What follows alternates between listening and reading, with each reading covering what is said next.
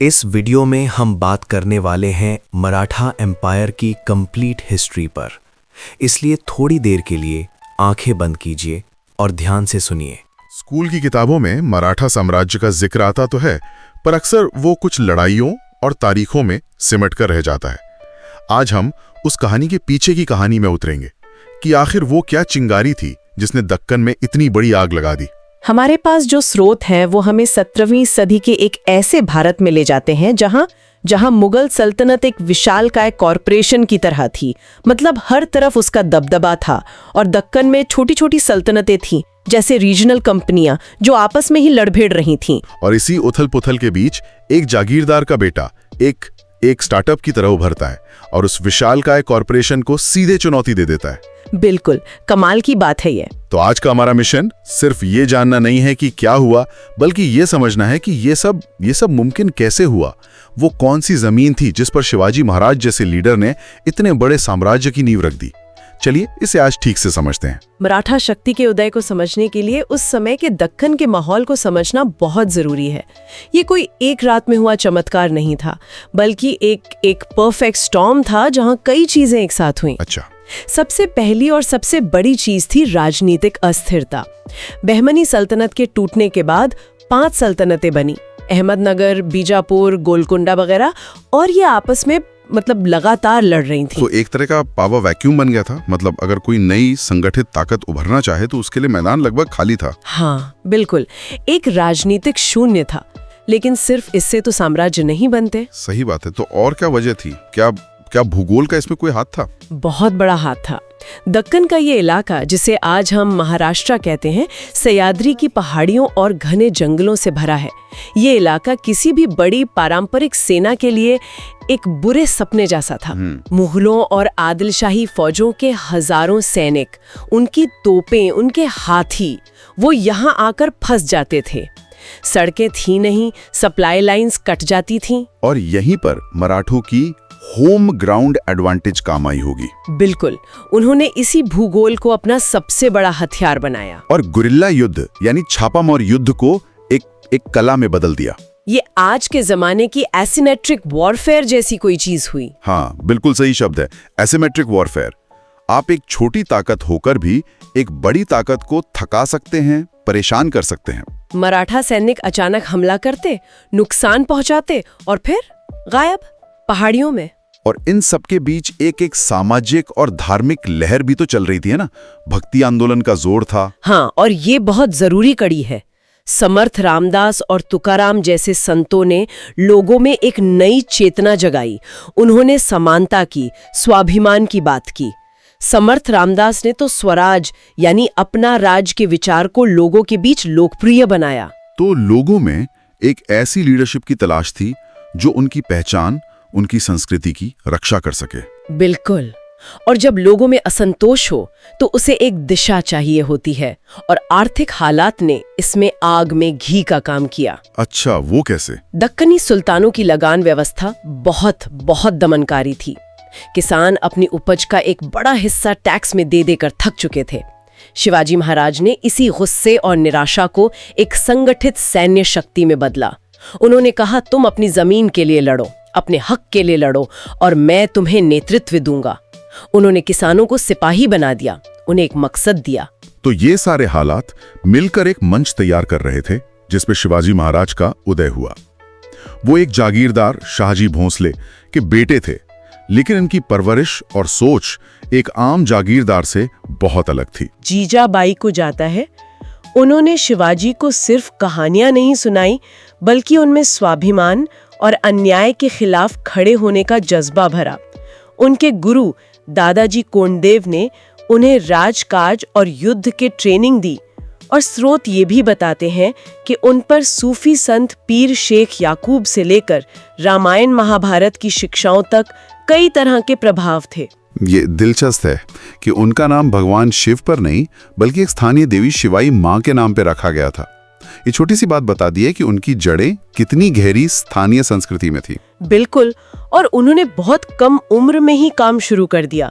16-17 साल की उम्र में तोड़ना का किला जीतना वो सिर्फ एक सैन्य जीत नहीं थी, वो एक ऐलान था, एक ऐलान के एक नई ताकत का जन्म हो चुका है। और उनकी दूर की सोच देखिए, उस किले से जो खजाना मिला उससे उन्होंने रायगढ़ का किला बनवाना शुरू किया, जो आगे चलकर उनके साम्राज्य की राजधानी बना। हर जीत अगली बड़ी तैयारी का हिस्सा थी। बिल्कुल, और यहाँ से खेल और भी बड़ा और खतरनाक होने वाला था। अब शिवाजी का सामना सिर्फ बीजापुर से नहीं, बल्कि हिंदुस्तान की सबसे बड़ी ताकत मुगल बादशाह औरंगजेब से होने जा रहा था, जिसकी शुरुआत होती है 1659 में प्रतापगढ़ की लड़ाई से। हाँ, बीजापुर सल्तनत ने अपने सबसे खतरनाक जनरल अफजल खान को भेजा। अफजल खान सिर्फ एक सेनापति नहीं था, वो एक चलता फिरता आतंक था। उसका मकसद था शिवाजी को किसी भी तरह खत्म करना, धोखे से या ताकत से। उसने शिवाजी को उकसाने के लिए मंदिर भी तोड़े और फिर सुलह का नाटक करके उन्हें मिलने बुलाया। हाँ, और वो मुलाकात इतिहास की सबसे मशहूर मुलाकातों में से एक बन गई। क्योंकि शिवाजी पूरी तैयारी से गए थे, उन्हें पता था कि धोखा हो सकता है। उन्होंने कपड़ों के नीचे लोहे का कवच पहना था और हाथ में वाघनख, बाघ के पंजे जैसा एक छिपा हुआ खंजर। हाँ, वाघनख छुपा रखा था। जैसे ही अफजल खान ने गले मिलने के बहाने उनकी पीठ में खंजर घोंपने की कोशिश की, कवच ने उन्हें बचा लिया और पलटवार में शिवाजी ने वाघनख से अफजल खान का पेट चीर दिया। ये सिर्फ एक आदमी की हत्या नहीं थी, ये एक मनोवैज्ञानिक जीत थी। दक्कन में ये संदेश गया कि जो अजय माना जाता था उसे भी हराया जा सकता है। बिल्कुल, और औरंगजेब को भी समझ आ गया कि ये कोई पहाड़ी चूहा नहीं है जैसा वो मजाक उड़ाता था। उसने फौरन अपने मामा शाइस्ता खान को 1 लाख की भारी भरकम फौज के साथ पूना भेजा। और शाइस्ता खान ने शिवाजी के बचपन के घर लाल महल पर ही कब्जा कर लिया। ये तो सीधी सीधी बेइज्जती थी। और शिवाजी ने इसका जवाब भी उतने ही नाटकीय ढंग से दिया। 1663 में वो अपने 400 भरोसेमंद साथियों के साथ भेष बदलकर एक बारात में शामिल होकर पूना शहर में घुस गए। एक बारात में? कमाल है। हाँ, और आधी रात को वो सीधे लाल महल में जा घुसे, जहां शाइस्ता खान आराम से सो रहा था। हमला इतना तेज और अचूक था कि शाइस्ता खान की फौज कुछ समझ ही नहीं पाई। वो जान बचाकर खिड़की से कूदा, लेकिन शिवाजी की तलवार के वार से उसकी 3 उंगलियां कट गईं। सोचिए जरा, 1 लाख सैनिकों का कमांडर अपनी उंगलियां कटवा कर भागा। ये औरंगजेब के लिए कितनी बड़ी शर्मिंदगी रही होगी। ये शिवाजी की गुरिल्ला रणनीति का शिखर था। उन्होंने 1 लाख की फौज से सीधे भिड़ने की बेवकूफी नहीं की। उन्होंने सीधे दुश्मन के दिमाग पर चोट की, उसके आत्मविश्वास को तोड़ा। इसके बाद शिवाजी ने मुगलों की दुखती रग पर हाथ रखा। उनकी तिजोरी 1664 में सूरत की लूट। सूरत उस जमाने का मुंबई या दुबई जैसा था, मुगलों का सबसे अमीर बंदरगाह, व्यापार का सबसे बड़ा केंद्र। और उस पर हमला करके शिवाजी ने 2 काम किए। एक, अपने बढ़ते साम्राज्य के लिए बहुत बड़ी दौलत हासिल की, और दूसरा, औरंगजेब को ये संदेश दिया कि अब लड़ाई सिर्फ दक्कन के किलों तक सीमित नहीं है। मराठा ताकत अब मुगल साम्राज्य के दिल में भी चोट कर सकती है। लेकिन इन जीतों के बाद मुगलों का दबाव बढ़ा और राजा जयसिंह के साथ पुरंदर की संधि हुई, जिसके तहत शिवाजी को आगरा में औरंगजेब के दरबार में हाजिर होना पड़ा और वहां उन्हें नजरबंद कर दिया गया। ये शिवाजी की जिंदगी का सबसे मुश्किल दौर था। वो अपने घर से सैकड़ों मील दूर दुश्मन की कैद में थे। औरंगजेब का इरादा शायद उन्हें हमेशा के लिए कैद रखने या मार डालने का था। लेकिन यहाँ शिवाजी ने अपनी ताकत का नहीं, अपनी बुद्धि का इस्तेमाल किया। और वो फलों और मिठाइयों की टोकरियों वाली कहानी वो उस जमाने का सबसे बड़ा प्रिजन ब्रेक था। बिल्कुल, उन्होंने पहले बीमारी का बहाना किया, फिर सेहत की दुआ के नाम पर रोज गरीबों और ब्राह्मणों को मिठाइयों और फलों की बड़ी बड़ी टोकरियां भिजवाना शुरू किया। शुरू में पहरेदार हर टोकरी को ध्यान से चेक करते थे, पर धीरे धीरे ये रोज का काम हो गया और वो लापरवाह हो गए। और फिर एक दिन शिवाजी अपने बेटे संभाजी के साथ उन्हीं टोकरियों में बैठकर कैद से बाहर निकल गए। ये किसी थ्रिलर फिल्म की स्क्रिप्ट लगती है। ये घटना दिखाती है कि उनकी सोच कितनी कमाल की थी। और वो किसी भी हालत में हार मानने वालों में से नहीं थे। ये औरंगजेब के मुंह पर एक और तमाचा था। उसकी सबसे सुरक्षित कैद से उसका सबसे बड़ा दुश्मन निकल भागा था। इस फरारी के बाद शिवाजी जब वापस दक्कन पहुंचे तो उनकी इज्जत और धाक पहले से कई गुना बढ़ चुकी थी। तो इन सब संघर्षों और जीतों के बाद 1674 में रायगढ़ में उनका राजाभिषेक हुआ और उन्होंने छत्रपति की उपाधि ली। लेकिन वो सिर्फ एक योद्धा नहीं थे जो शायद ज्यादातर लोग सोचते हैं। असली कहानी तो अब शुरू होती है, एक शासक और प्रशासक की। बिल्कुल, और ये समझना बहुत जरूरी है, उनकी असली प्रतिभा सिर्फ लड़ने में नहीं बल्कि एक सिस्टम बनाने में थी। उन्होंने अष्टप्रधान मंडल की स्थापना की, यानी 8 मंत्रियों की एक परिषद। ये उस जमाने के हिसाब से एक बहुत ही आधुनिक कैबिनेट सिस्टम जैसा था। क्या ये अष्टप्रधान व्यवस्था सिर्फ नाम के लिए थी या सच में उनके पास कोई अधिकार थे?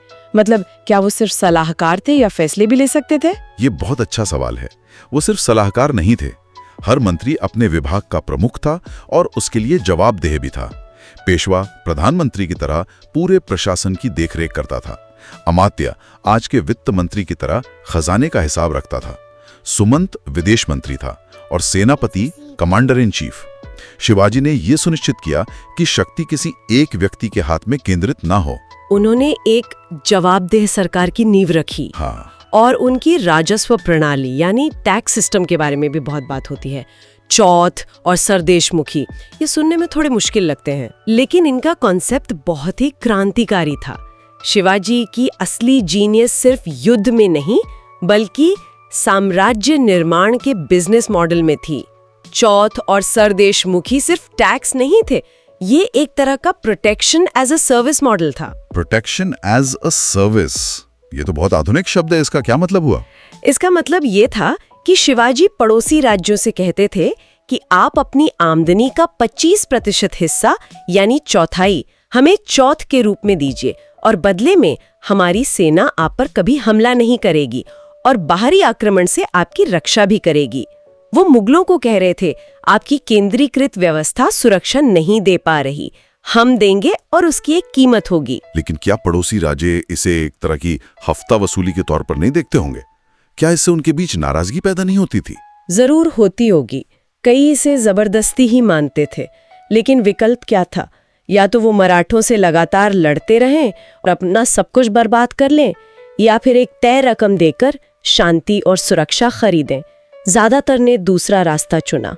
और सरदेशमुखी एक 10% का अतिरिक्त टैक्स था जो शिवाजी अपने सीधे नियंत्रण वाले इलाकों पर इस दावे के साथ लगाते थे कि वो उस इलाके के वंशानुगत सरदेशमुख यानी सबसे बड़े मुखिया हैं। ये उनकी संप्रभुता का प्रतीक था। एक और चीज जिसका जिक्र कम होता है वो है उनकी नौसेना। भारत में उस समय नौसेना पर ध्यान देने वाले शासक बहुत कम थे, और यही बात शिवाजी को अपने समय से बहुत आगे का नेता बनाती है। उन्होंने समझा कि अगर पश्चिमी तट पर पुर्तगालियों, अंग्रेजों और सिद्धियों को काबू में रखना है और समुद्री व्यापार को सुरक्षित करना है तो एक मजबूत नौसेना बनानी ही होगी। उन्होंने छोटे लेकिन तेज जहाज़ों का एक बेड़ा तैयार किया जो कोंकण तट पर दुश्मन को चैन से नहीं बैठने देता था। तो जो हम इन सब चीजों को एक साथ देखते हैं, राजनीतिक माहौल, गुरिल्ला युद्ध, एक कुशल प्रशासन, एक क्रांतिकारी रेवेन्यू मॉडल और एक दूरदर्शी नौसेना, तब मराठा साम्राज्य के उदय की पूरी तस्वीर साफ होती है। हाँ, शिवाजी महाराज ने छत्रपति के रूप में सिर्फ 6 साल शासन किया, लेकिन उन्होंने एक ऐसी नींव डाल दी जिस पर अगली 1 सदी तक मराठा साम्राज्य का विस्तार होता रहा। उन्होंने सिर्फ एक साम्राज्य नहीं बनाया, उन्होंने लोगों में ये आत्मविश्वास जगाया कि वो भी अपनी किस्मत खुद लिख सकते हैं। उन्होंने साबित किया कि सही रणनीति, दूरदृष्टि और लोगों के समर्थन से एक छोटी सी स्थानीय शक्ति भी देश की सबसे बड़ी सल्तनत को हिला सकती है। बिल्कुल, उनकी प्रशासनिक व्यवस्था और सैन्य रणनीति आने वाली पीढ़ियों के लिए एक मिसाल बनी। वो एक योद्धा, एक प्रशासक और एक दूरदर्शी नेता का एक अद्भुत मिश्रण थे। यहाँ एक बात सोचने वाली है, शिवाजी महाराज ने अपने साम्राज्य की नींव रखी, लेकिन उनके बाद पेशवाओं के दौर में इसका सबसे ज्यादा विस्तार हुआ, जो अटक से कटक तक फैला। तो सवाल ये उठता है कि क्या ये विस्तार शिवाजी की बनाई हुई मजबूत नींव के बिना मुमकिन था, और कैसे एक संस्थापक राजा की विरासत उसके बाद आने वाले शासकों के हाथों में एक बिल्कुल नया रूप ले लेती है? इस पर विचार जरूर कीजिएगा। ठीक है, तो चलिए इसे खोलते हैं। आज हमारे पास मराठा साम्राज्य के इतिहास से जुड़ी कुछ दिलचस्प बातें हैं, और ये सिर्फ राजाओं और तारीखों की लिस्ट नहीं है। ये सत्ता, महत्वाकांक्षा और राजनीति की एक ऐसी कहानी है जो किसी भी कॉर्पोरेट ड्रामा या पॉलिटिकल थ्रिलर को टक्कर दे सकती है। सोचिए, एक विशाल साम्राज्य का वारिस दुश्मन की कैद में है और घर पे उसके अपने ही लोग गद्दी के लिए एक दूसरे से लड़ रहे हैं। इसी उथल पुथल से एक नई शक्ति का जन्म हुआ, पेशवाओं का। हाँ, पेशवाओं का। आज हम इसी पावर शिफ्ट की कहानी को समझने की कोशिश करेंगे। बिल्कुल। और यहाँ जो सबसे आकर्षक बात है वो ये है कि ये कहानी हमें दिखाती है कि पावर वैक्यूम मतलब राजनीतिक शून्य को कैसे भरा जाता है। जब छत्रपति का पद, जो साम्राज्य का केंद्र था, वो कमजोर पड़ गया, तो मराठा प्रशासन में एक और पद यानी पेशवा का पद धीरे धीरे सबसे शक्तिशाली बन गया। और हम देखेंगे कि ये कोई अचानक हुई घटना नहीं थी, बल्कि इसके पीछे रणनीतिक चालें, पारिवारिक झगड़े और बदलती वफादारी की एक पूरी कहानी है। ये असल में इस बात की केस स्टडी है कि कैसे एक सिस्टम के अंदर शक्ति एक पद से दूसरे पद पर ट्रांसफर हो जाती है। तो कहानी शुरू होती है 1689 में एक बहुत ही दर्दनाक मोड़ से। शिवाजी महाराज के बेटे संभाजी महाराज संगमेश्वर की लड़ाई में थे और वहां मुगल कमांडर मुकर्रब खान ने उन्हें धोखे से पकड़ लिया। ये सिर्फ एक हार नहीं थी, ये एक तबाही थी। मुगलों ने संभाजी, उनकी पत्नी यसुबाई और उनके छोटे बेटे शाहू मतलब मराठा साम्राज्य के अगले छत्रपति को बंदी बना लिया। और इसने मराठा साम्राज्य को नेतृत्व के एक गहरे संकट में डाल दिया। छत्रपति शहीद हो चुके थे और उनका वारिस मुगलों की कैद में था। सत्ता का केंद्र आप कह सकते हैं खाली हो चुका था। ऐसे में संभाजी के छोटे भाई राजाराम आगे आए, लेकिन यहाँ एक बहुत दिलचस्प मोड़ आता है। कई मराठा सरदारों के जोर देने के बावजूद राजाराम ने औपचारिक रूप से सिंहासन पर बैठने से साफ इनकार कर दिया। उन्होंने कहा, असली राजा तो शाहू ही है, मैं सिर्फ उनके नाम पर एक रीजेंट या कहिए प्रतिनिधि के तौर पर शासन करूंगा। वाह, मतलब अपने भाई के बेटे के लिए उन्होंने सिंहासन ठुकरा दिया। ये तो आज की राजनीति में सोचना भी मुश्किल लगता है। ये सिर्फ कर्तव्य नहीं बल्कि एक बहुत बड़ी राजनीतिक चाल भी लगती है। उन्होंने वैधता का सवाल ही खत्म कर दिया। बिल्कुल सही, ये वैधता बनाए रखने का एक मास्टर स्ट्रोक था, लेकिन हालात बहुत खराब थे। मुगल लगातार हमले कर रहे थे और राजाराम को एक जगह से दूसरी जगह भागना पड़ रहा था। इसी उथल पुथल के बीच एक बहुत ही जरूरी प्रशासनिक फैसला लिया गया, जिसे हुकूमत पनाह कहते हैं। हुकूमत पनाह, ये क्या था? सुनने में तो किसी इमरजेंसी पावर जैसा लगता है। आप इसे बिल्कुल सही समझे। ये एक तरह का break glass in case of emergency protocol था। राजाराम ने अपने पेशवा रामचंद्र पंत को ये अधिकार दिया। इसका सीधा मतलब था कि अगर छत्रपति किसी भी वजह से अपनी जिम्मेदारियां निभाने की हालत में ना हो, चाहे वो यात्रा कर रहे हों, बीमार हों या युद्ध में व्यस्त हों, तो पेशवा के पास सारे अधिकार होंगे। ये उस अस्थिर समय में प्रशासन को बिखरने से बचाने के लिए एक बहुत बड़ा और जरूरी एडमिनिस्ट्रेटिव फैसला था। लेकिन किस्मत ने मराठों का साथ नहीं दिया। 1700 में राजाराम की भी मृत्यु हो गई। एक और झटका, पहले संभाजी फिर राजाराम। ऐसा लगता है कि मराठा साम्राज्य नेतृत्व के संकट से उभर ही नहीं पा रहा था। ऐसे में कौन आगे आया? राजाराम की बहुत ही काबिल पत्नी ताराबाई। उन्होंने बागडोर संभाली, अपने छोटे बेटे शिवाजी द्वितीय को छत्रपति घोषित किया और खुद उनकी रीजेंट बनकर शासन करने लगी। और वो कोई नाम मात्र की शासक नहीं थी। ताराबाई ने मुगलों के खिलाफ संघर्ष को इतनी मजबूती से जारी रखा कि मुगल भी हैरान रह गए। और यहीं पर मुगलों ने अपना तुरुप का इक्का फेंका, है ना? हाँ, उन्होंने अपनी सबसे चतुर चाल चली। औरंगजेब की मृत्यु के बाद मुगलों ने देखा कि ताराबाई के नेतृत्व में मराठे फिर से एक बड़ी ताकत बन रहे हैं, तो उन्होंने सालों से कैद में रखे शाहू को रिहा कर दिया। उनका मकसद बहुत साफ था, मराठों के घर में ही आग लगाना।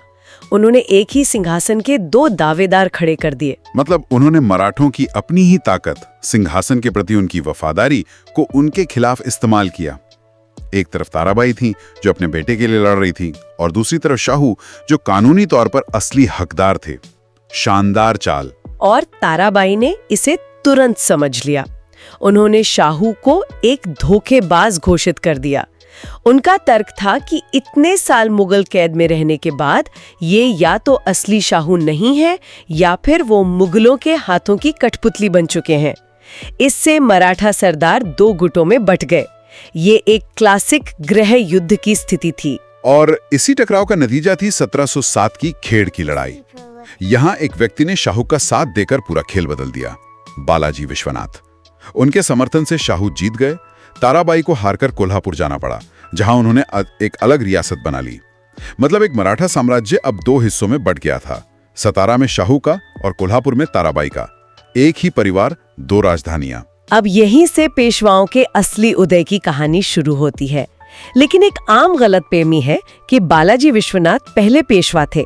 ऐसा नहीं है। पेशवा का पद तो शिवाजी महाराज के अष्टप्रधान यानी 8 मंत्रियों की परिषद का हिस्सा था। मोरोपंत पिंगले जैसे कई शक्तिशाली पेशवा उनसे पहले भी थे। अच्छा, तो अगर वो पहले नहीं थे तो फिर इतिहास बालाजी विश्वनाथ को इतनी अहमियत क्यों देता है? ऐसा लगता है कि उन्होंने सिर्फ पद नहीं संभाला बल्कि उसे पूरी तरह से बदल दिया। कैसे? आपने बिल्कुल सही पकड़ा। उनके समय से 2 बड़े और स्थायी बदलाव हुए। पहला, पेशवा की शक्ति छत्रपति से भी ज्यादा हो गई और दूसरा, सबसे महत्वपूर्ण, पेशवा का पद वंशानुगत हो गया। मतलब अब ये पद योग्यता या नियुक्ति से नहीं बल्कि पिता के बाद बेटे को मिलने लगा। ये एक तरह से प्राइम मिनिस्टर का पद था जो अब एक खानदानी पद बन गया था। और बालाजी विश्वनाथ ने शाहू के लिए सिर्फ लड़ाई ही नहीं जीती, उन्होंने दिल्ली में भी अपनी धाक जमाई। हाँ, वो एक शानदार डिप्लोमैट थे।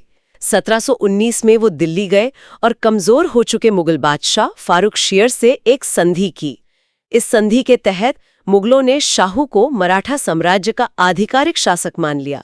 ये शाहू की सत्ता पर एक कानूनी मोहर थी, लेकिन असली जीत कुछ और थी। चौथ और सरदेशमुखी का अधिकार, मैंने इसके बारे में पढ़ा है, लेकिन ये असल में था क्या? क्या ये सिर्फ एक तरह का टैक्स था? इसे ऐसे समझिए, चौथ एक तरह का प्रोटेक्शन मनी था।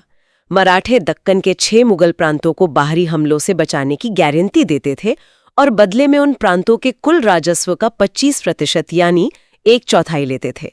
और सरदेशमुखी अतिरिक्त 10% टैक्स था जो छत्रपति के उस क्षेत्र के वंशानुगत मुखिया होने के अधिकार के तौर पर लिया जाता था। असल में ये मराठा प्रभाव को कानूनी और आर्थिक रूप से स्थापित करने का एक तरीका था। इसने मराठा खजाने को भर दिया। इसीलिए बालाजी विश्वनाथ को किंग मेकर कहा जाता है। तो एक डिप्लोमैट के बाद आए एक योद्धा, बालाजी विश्वनाथ के बेटे बाजीराव प्रथम। इनके बारे में तो कहा जाता है कि उन्होंने अपने जीवन में एक भी लड़ाई नहीं हारी। ये कैसे संभव है?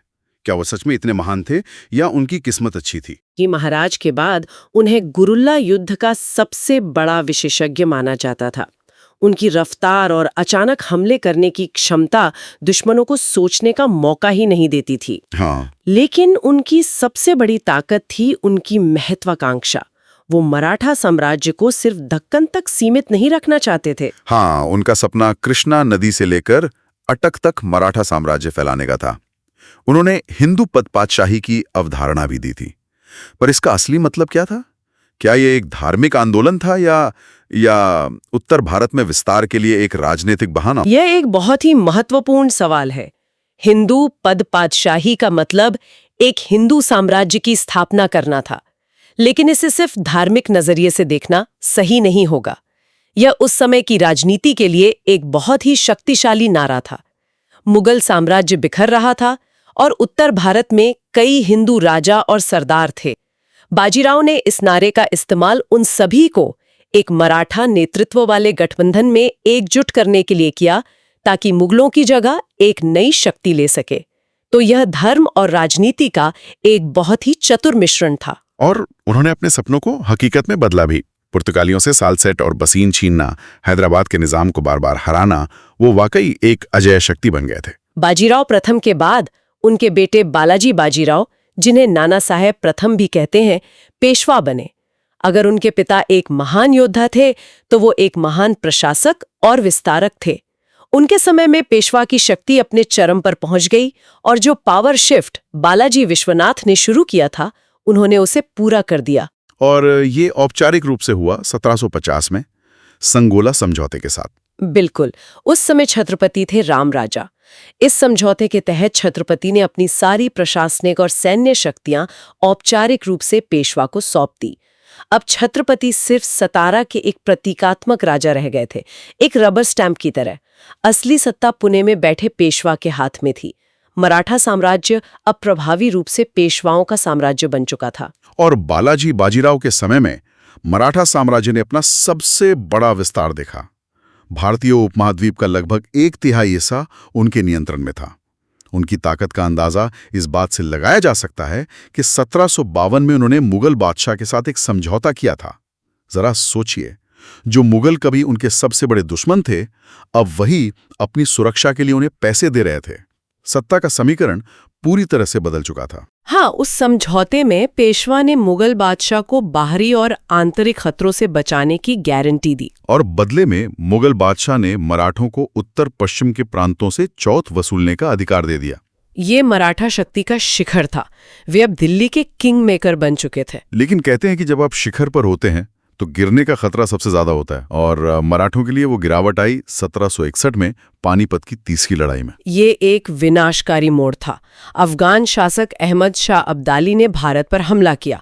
मुगलों से किए अपने वादे के मुताबिक मराठे उनकी रक्षा के लिए गए, लेकिन पानीपत के मैदान पर जो हुआ वो एक राष्ट्रीय आपदा थी। मराठों को बहुत बुरी हार का सामना करना पड़ा। इसमें न केवल हजारों सैनिक मारे गए, बल्कि मराठा साम्राज्य की पूरी एक पीढ़ी के नेता खत्म हो गए। इस हार का सदमा इतना गहरा था कि जब पेशवा बालाजी बाजीराव को यह खबर मिली तो वो इसे सहन नहीं कर पाए, और कुछ ही महीनों में उनकी मृत्यु हो गई। ये अविश्वसनीय है।